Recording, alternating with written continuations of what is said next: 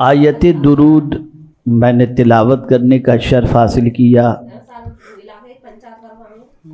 اور یہ آیہ کریمہ بچپن سے لے کر ابھی تک اور باپ دادا سے لے کر پردادا تک سب سنتے چلے آئے ہیں، اور اس آیت کے بعد درود شریف کا نذرانہ پیغمبر رحمت صلی اللہ علیہ وسلم کی بارگاہ میں پیش کرتے ہیں۔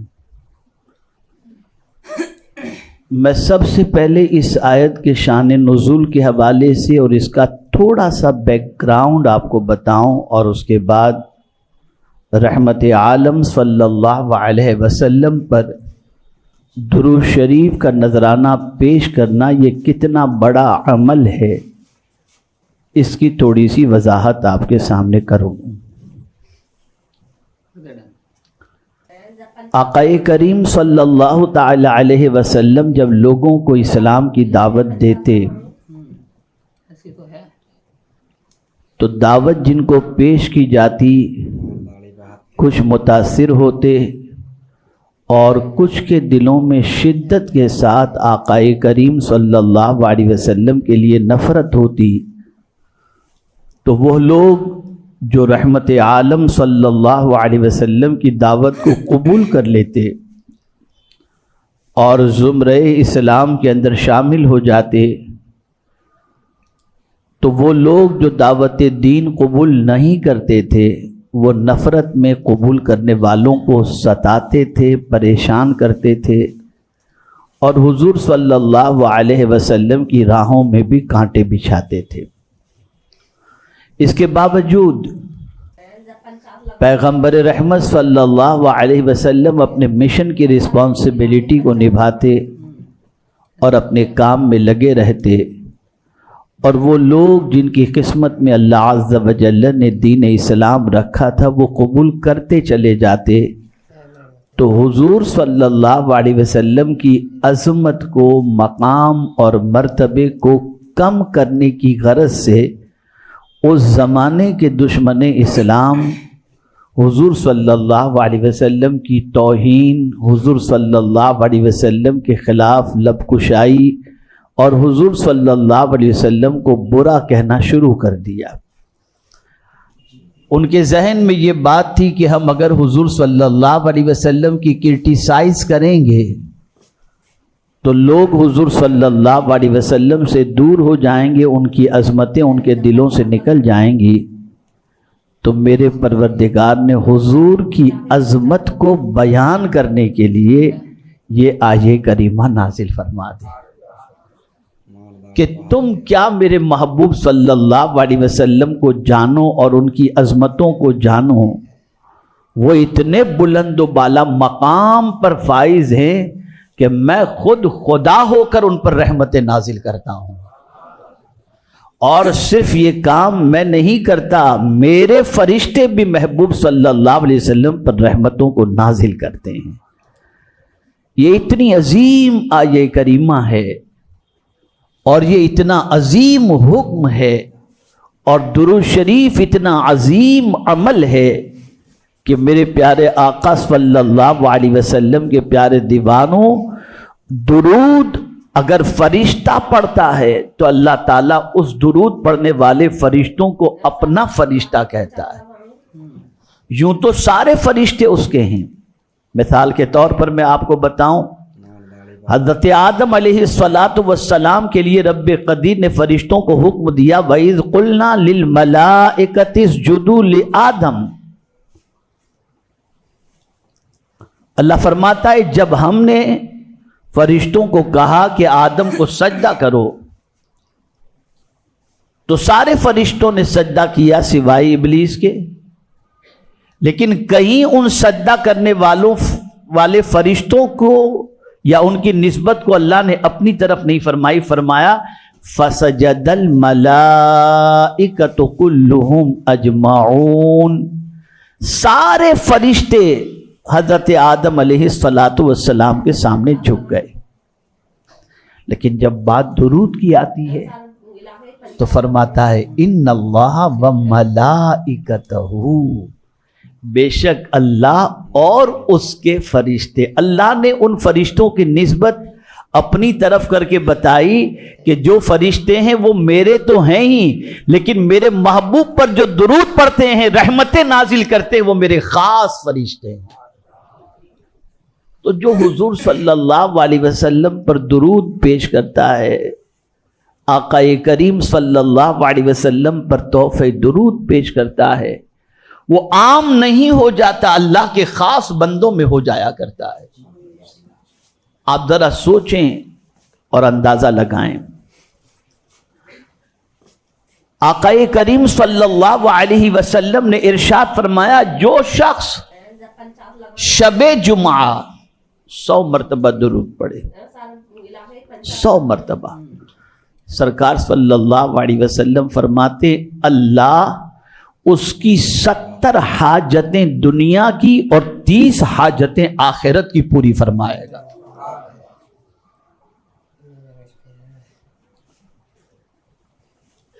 اور دنیا کا کون سا مسلمان ایسا ہے جو یہ نہ چاہتا ہو کہ رحمت عالم صلی اللہ علیہ وسلم کا قرب اسے نصیب نہ ہو؟ ہر مسلمان کی آرزو ہے، بلکہ ہر صحابی کی آرزو ہے کہ جیے بھی تو حضور کے قدموں میں اور مرے بھی تو حضور صلی اللہ علیہ وسلم کے قدموں میں۔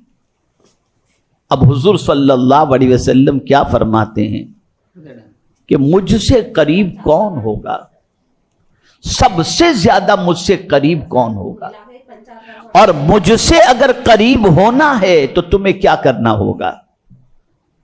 تو میرے آقا صلی اللہ علیہ وسلم فرماتے ہیں ان اول الناس بی فی یوم القیامت اکثرہم علی صلاۃ۔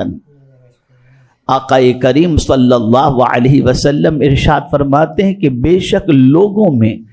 قیامت کے دن مجھ سے سب سے زیادہ قریب وہ ہوں گے جو کثرت سے مجھ پر درود پڑھتے ہوں گے۔ اس لیے کہ آخرت کے اندر کوئی ماں کے قریب ہونا پسند نہیں کرے گا، کوئی باپ کے قریب ہونا پسند نہ کرے گا،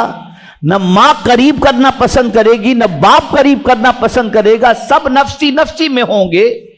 ایک ہی ذات ہوگی جس کو اپنی امت کی فکر ہوگی، وہ ذات پیغمبر رحمت صلی اللہ علیہ وسلم کی ذات ہے۔ اور حضور صلی اللہ علیہ وسلم سے قریب ہونا ہے تو کثرت سے درود شریف کو اپنی عادت بناؤ۔ میرے پیارے آقا صلی اللہ تعالی علیہ وسلم کے پیارے دیوانوں، آپ ذرا دیکھیں،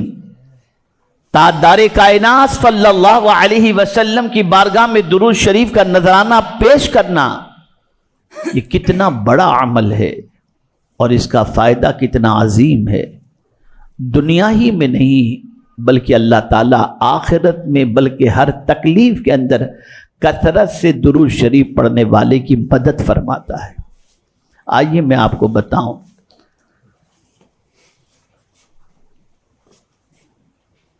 ایک شخص سفر کے لیے روانہ ہوا، افضل الصلوات کے اندر یہ واقعہ موجود ہے، اور غالباً تفسیر روح البیان میں علامہ اسماعیل حقی رحمت اللہ تعالی علیہ نے بھی اس واقعے کو بیان کیا ہے۔ ایک شخص اپنے بیٹے کے ساتھ سفر پر روانہ ہوا، باپ گنہگار تھا، خطا کار تھا۔ اس زمانے میں فلائٹ کا سفر تو ہوتا نہیں تھا، یا تو اونٹ یا پھر جو ہے وہ بحری جہاز کے ذریعے انسان سفر کرتا تھا۔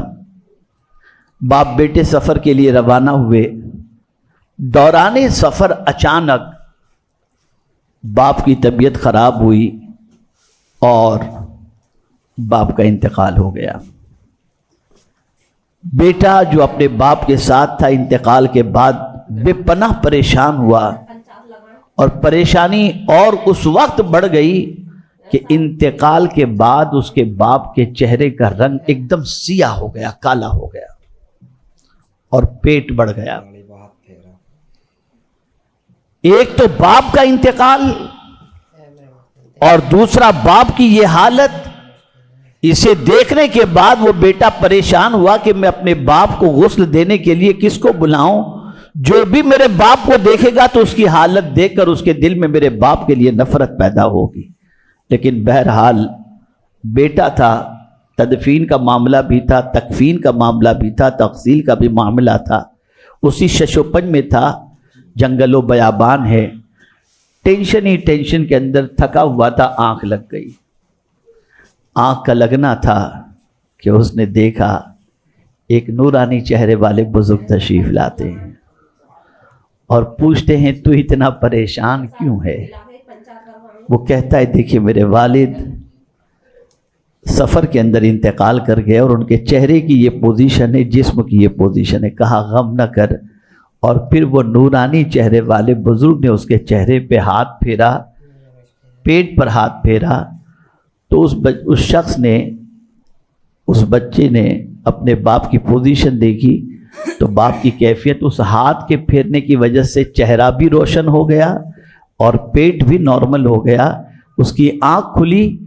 دیکھا تو باپ واقعی چہرہ اس کا روشن ہو چکا تھا اور پیٹ بھی اس کا کم ہو چکا تھا اور نارمل ایک نورانی چہرے والا اس کا باپ بن چکا تھا. اسی وقت جب خواب دیکھا تھا اور بچے کے باپ کی پوزیشن یہ دیکھی تھی تو خواب ہی میں اس نے نورانی چہرے والے سے پوچھا تھا کہ آپ کون ہیں جو اس بے سر و سامانی میں میری مدد کے لیے آئے؟ تو اس وقت اس نورانی چہرے والے نے کہا تھا میں کوئی اور نہیں، محمد صلی اللہ علیہ وسلم ہوں. تیرا باپ، اس میں کوئی شک نہیں کہ گنہگار تھا، لیکن اس کی عادت تھی روزانہ 1000 مرتبہ مجھ پر درود پڑھا کرتا تھا. آج اس مصیبت کے اندر میں اس درود کی وجہ سے اس کی مدد کے لیے حاضر آ گیا ہوں. مرنا آپ کو بھی ہے، مرنا ہم کو بھی ہے، لیکن مرنے کے بعد یہ درود اتنا کام آتا ہے، اتنا کام آتا ہے،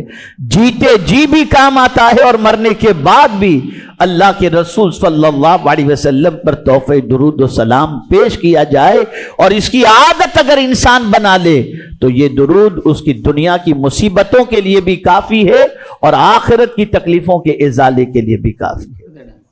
اسی کے ساتھ ساتھ حدیث مبارکہ میں ایک واقعہ اور ملتا ہے. قیامت کے دن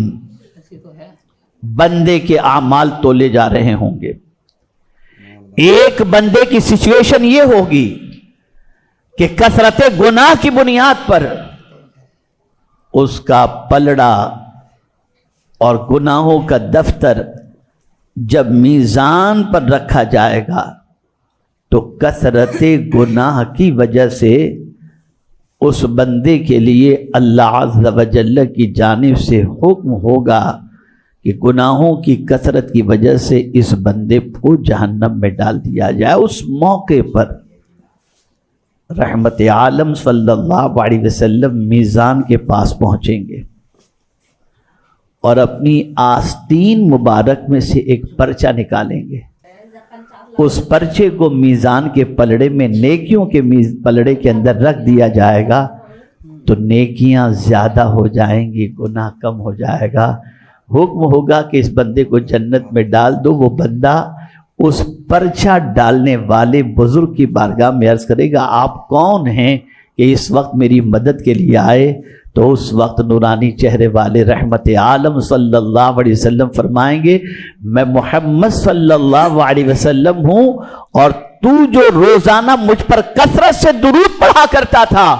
یہ درود اس پرچے کے اندر ہے جسے میں نے اس میزان میں ڈال دیا، جس سے تیری نیکیاں زیادہ ہو گئیں. پتہ چلا درود شریف ایک ایسا عمل ہے کہ جس کی بنیاد پر دنیا کی مصیبتیں بھی اللہ دور فرماتا ہے اور آخرت کی مصیبتیں بھی دور فرماتا ہے. اسی لیے فرمایا گیا کثرت سے درود شریف پڑھو. اور کثرت کے حوالے سے محدثین اور فقہا کا قول یہ ہے، کسی نے کہا کثرت سے مراد روزانہ 1000 مرتبہ، کسی نے کہا کثرت سے مراد روزانہ 700 مرتبہ، کسی نے کہا کثرت سے مراد 350 مرتبہ اور کسی نے کہا کثرت سے مراد کم از کم روزانہ 100 مرتبہ درود شریف پڑھنا چاہیے. میرے پیارے آقا صلی اللہ علیہ وسلم کے پیارے دیوانوں، جو شخص ایک مرتبہ رحمت عالم صلی اللہ علیہ وسلم پر درود پڑھتا ہے اللہ اس کے 10 گناہوں کو معاف فرماتا ہے، 10 نیکیاں عطا فرماتا ہے اور 10 درجے کو بلند فرمایا کرتا ہے. ماہ مبارک قریب ہے، آج ہی سے اپنا معمول بنا لو، ایک ٹارگٹ فکس کر لو کہ کم از کم 12 ربیع النور تک ہم پوری فیملی، اپنی فیملی کو جوائنٹ کرو، فیملی کو ساتھ میں لو اور مل کر کے 12 ربیع النور تک کا ٹارگٹ ہر گھر والا یہ بنا لے کہ ہم سب فیملی مل کر کم از کم 51,000 مرتبہ میرے آقا صلی اللہ علیہ وسلم پر درود شریف کا نذرانہ پیش کریں گے۔ اور یہ بات یاد رکھیں، درود ایسا عمل ہے، ایسا عمل ہے، ایسا عمل ہے، آپ کہیں سے بھی پڑھو، درود کے ذریعے حضور کی بارگاہ کی حاضری نصیب ہو جایا کرتی ہے۔ اس لیے کہ جب جب آپ درود پڑھو گے آپ کا نام حضور کی بارگاہ میں لیا جائے گا، اس لیے اس کو اپنی عادت بناؤ۔ کوئی مصیبت ہو درود پڑھو، کوئی تکلیف ہو درود پڑھو۔